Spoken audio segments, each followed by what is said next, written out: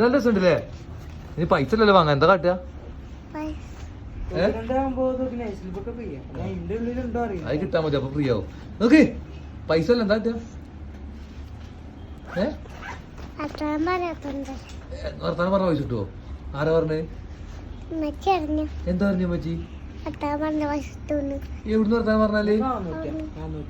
യൂട്യൂബിന്നോ തന്നെ?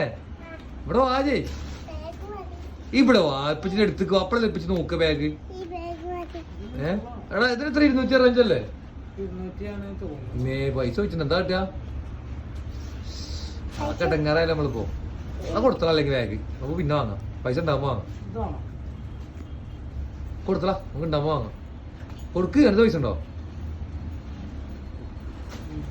അത് മതി, എന്നാ കൊടുത്തള, പൈസ അല്ലല്ലോ, പിന്നെ വന്ന് വാങ്ങാം.